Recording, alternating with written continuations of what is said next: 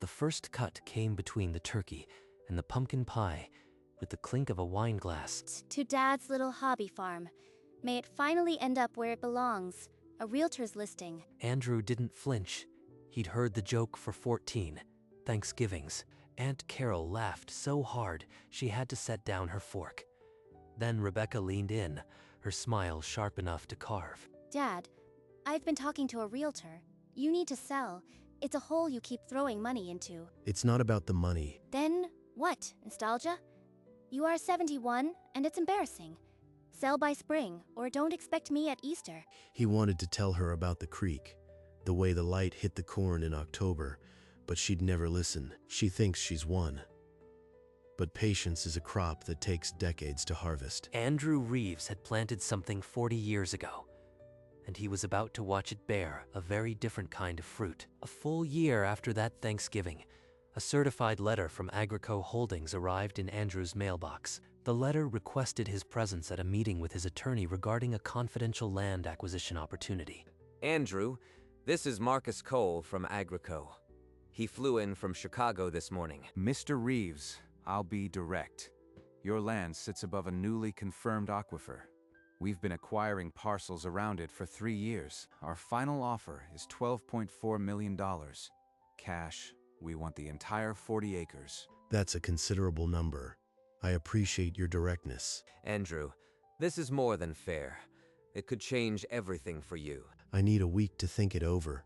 This land isn't just a spreadsheet number to me. Marcus slid a thick folder across the desk, but Andrew kept his hands on his knees. 40 years. Now they come with their millions. I'll take the week, but the real negotiation hasn't started yet. In her 38th floor Chicago office, Rebecca Reeves fumed. Her father hadn't returned her calls in days. He thinks he can ignore me. That land is a financial black hole, and he's too stubborn to see it. She turned to her computer and typed with sharp, precise anger, copying David Hall on every line. Subject: my father's property. Mr. Hall, that farm is worthless junk. Advise him to sell before he loses everything. 100 miles away, Andrew held the printed email. He read it in the quiet of his farm kitchen. She called it worthless junk. In 40 years, she never once asked me about the soil. In the Chicago office, Claire hovered near the coffee machine, eyebrows raised, phone in hand. You hear Rebecca complaining about her dad's farm. She says it's a total dump. Can you imagine? By noon, the comment had circled the floor. Rebecca's embarrassment was corporate lore. Time to accept that offer, but not on their terms, on mine. 3 days later, Andrew walked into David's office with a calm that made both men uneasy. I'll accept the offer, but only if you agree to one specific condition. What kind of condition? We're prepared to accommodate reasonable requests. You deliver the news personally to my daughter, Rebecca Reeves, at her office, with press cameras present, not to me. You want us to announce a $12 million deal to your daughter. In her workplace, that's highly unusual. Unusual is fine. She spent 15 years telling me my land is worthless. I want her to hear the truth from your lips, not mine. Andrew, are you sure? This could cause a rift that never heals. It's unconventional. But it's your land, and your decision. We can arrange a press event for next Thursday. The agreement was signed. Not a word about the aquifer or the deal would leave that room. Next Thursday, she'll never see it coming. Days before the scheduled press event, the Chicago office flickered with quiet rumors about Agrico's aggressive land acquisitions in rural Iowa. You hear Agrico's buying up every farm near the aquifer? Someone's getting rich. Aquifer in Iowa. Probably some lucky farmer with actual water rights. Not my father's junk land. You sure? He is on 40 acres. 40 acres of weeds and a broken tractor. Please, Claire. An internal memo from facilities arrived, announcing an Agrico press conference in the lobby Thursday at 10 a.m. Rebecca skimmed it and deleted it without a second thought. Some corporate PR stunt. I've got bigger problems than a water company's photo op. Rebecca thinks her dad's land is worthless. Wait till she hears about farms selling for millions. Her father wasn't answering calls again.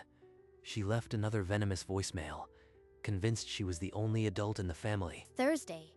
I'll give him one last chance to sell before I cut him off completely. Late Wednesday afternoon, Rebecca's rental car crunched down the gravel drive without warning. I am not leaving until you sign a listing agreement with a realtor. Dad, this ends now. Walk with me. You've never really looked at it. Look at what? Rusty equipment? A barn that's leaning? This place is a money pit. An old neighbor stopped his pickup along the fence line, leaning out the window. He called out, "Your daddy's land is special soil, miss. Always has been." Special. It's dirt. Just like any other dirt in the state. Rebecca, it's more than dirt. It's history. Our family's history. History doesn't pay taxes. I am done. You have until Friday to call a realtor, or I am not coming back. Her rental car kicked up dust again, leaving Andrew alone in the settling dusk. Friday, you'll get your answer, Rebecca. Just not the one you expect. Back in her Chicago office, Rebecca didn't wait. She pulled up his contact and let Fury dial. I am giving you until Friday. Dad, sell the farm, or I am done.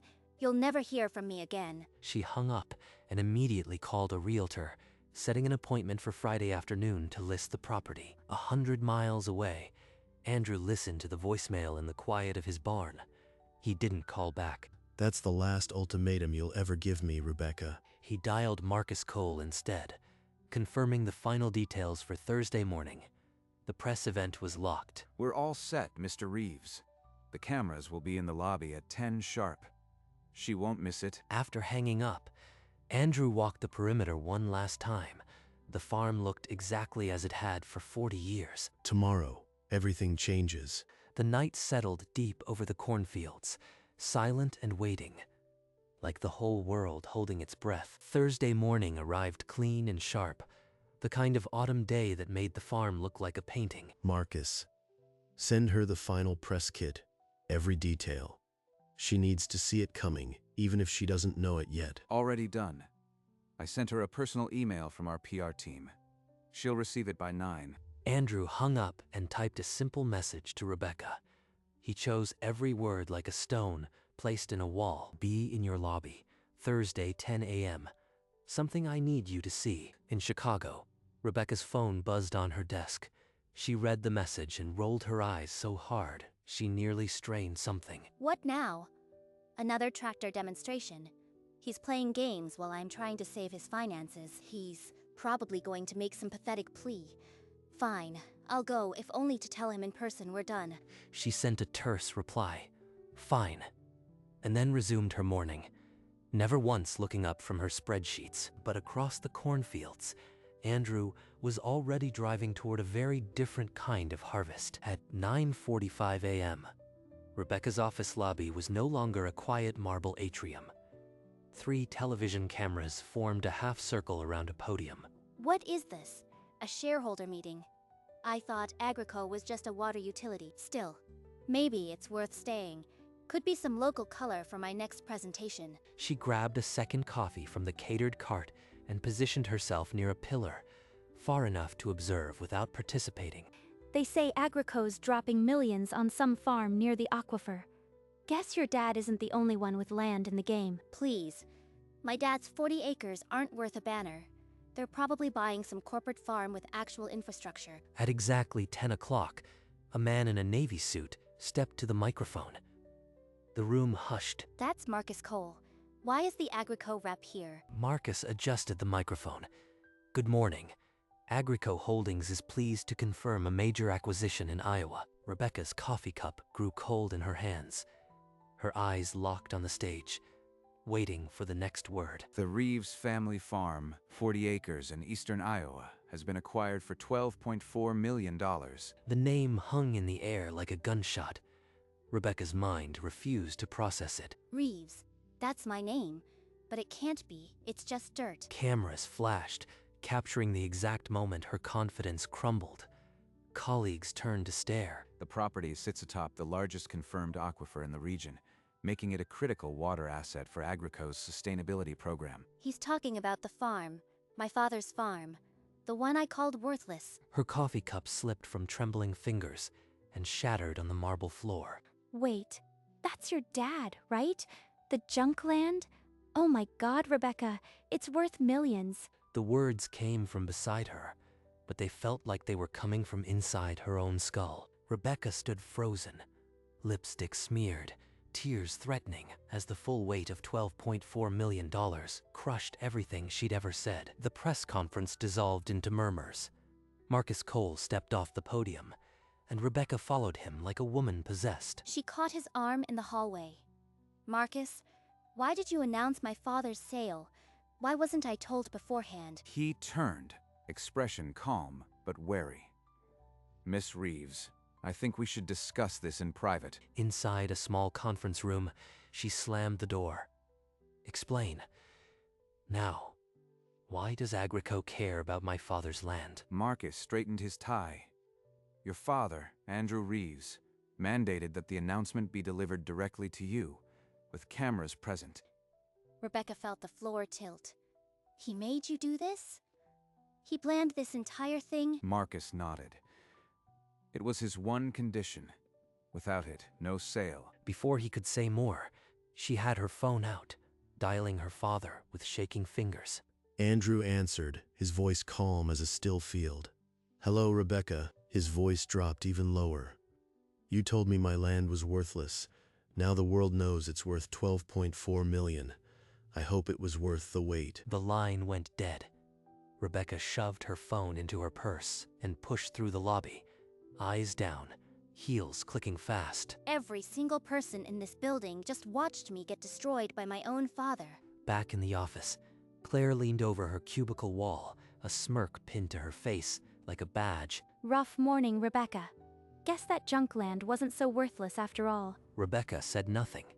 She walked to her desk and stared at her computer screen, which was already splashed with a news alert. Iowa farmers hid in aquifer worth $12.4 million. Agrico secures record deal. They're calling him a genius, a visionary, and I called him an embarrassment. Her phone buzzed relentlessly. Colleagues, news outlets, old friends she'd told about the disaster farm. She buried her face in her hands, the glossy corporate office now feeling like a glass cage. He didn't just sell the land, he sold my reputation right along with it. While Rebecca's world crumbled, Andrew Reeves sat in David Hall's office, pen steady as he signed the final transfer papers. It's official. Your 40 acres now belong to Agri Company. And now I need you to handle one more thing. From the sale proceeds, Andrew purchased a 200-acre coastal property in Oregon, sight unseen, with a cliff view of the Pacific. He also instructed David to establish the Reeves Rural Veteran Housing Trust, seeded with $7 million. There's one final piece, David. I need a cashier's check for exactly $1,000 made out to Rebecca. He scrawled a note on a piece of farm stationery. Later that afternoon, a call from David's office informed Rebecca that a package from her father was being delivered by courier. She'll understand it the moment she sees the amount. Every Thanksgiving, she reminded me of that loan. The check was mailed the same day, traveling from Iowa to Chicago, carrying the final word Andrew Reeves ever intended to say. The courier arrived at her apartment door at 7 p.m. Rebecca signed without looking, her hand moving by rote. She peeled open the envelope and pulled out a cashier's check and a single folded note on farm stationery. The note read, "For the loan you never let me forget. Paid in full." 1993. He needed $1,000 for seed. And I've reminded him every single Thanksgiving since. She could hear her own voice, year after year, sharp as a carving knife. "Remember that $1,000 I loaned you, Dad?" He remembered. All those years, he just remembered. She looked at the amount again. $1,000. The exact sum she'd held over him like a debt that could never be repaid. He sold the farm for $12 million, set up a trust, and still took the time to send me this. It was never about the money, it was about me. The check fluttered to the floor. Rebecca buried her face in her hands, shoulders shaking, the weight of 1,000 Thanksgiving dinners pressing down on her. What have I done? 3 months after the sale, Andrew Reeves walked a narrow trail down to the Pacific, his boots sinking into soil that had never known a plow. 40 years I listened to that creek in Iowa. Now I listen to the ocean. Inside a modest coastal community center, he sat across from the charity director, unrolling blueprints for the first veteran housing unit. I want men and women who serve this country to have a place to call their own. This land can do that now. The director nodded, a tear catching the light. Andrew simply straightened the paper and asked about the next plot. That same night in Chicago, Rebecca sat alone in her dark apartment, an old laptop open on her coffee table. She clicked a family video from a Thanksgiving 7 years earlier and watched herself raise a glass. On screen, her younger self smiled and said, "And let's not forget Dad's famous hobby farm," standing tall on a solid foundation of debt and denial. He sat at that table and smiled, and I never once saw the wound I was carving into him. She shut the laptop. The room went black except for the city lights, and in that silence she finally understood what loneliness felt like after you've burned every bridge. The Monday after that video, Rebecca walked into her office and felt the silence change. Conversation stopped when she passed. I heard she tried to list the farm herself before the sale. She's the joke of the whole industry now. Rebecca's hand froze on her coffee lid. She didn't turn around, letting the words settle like cold grease. Her quarterly review was brutal. 3 missed deadlines. Her manager noted personal issues affecting performance. That afternoon, she scrolled past a news alert. Oregon Veteran Housing Trust expands, funded by former Iowa farmer. He's building houses for veterans, and I can't even write a quarterly report. She checked her phone. No messages from him. Not a single attempt to reach out. I have to see him. Even if he slams the door, I need to say it to his face. She requested personal leave, packed a single suitcase, and mapped the drive to Oregon. At 5:32 p.m., she left the building. She didn't look back. 2,000 miles of road waited, and at the end of it, the one man she'd spent a lifetime wronging. The Oregon coast was gray and wind-whipped.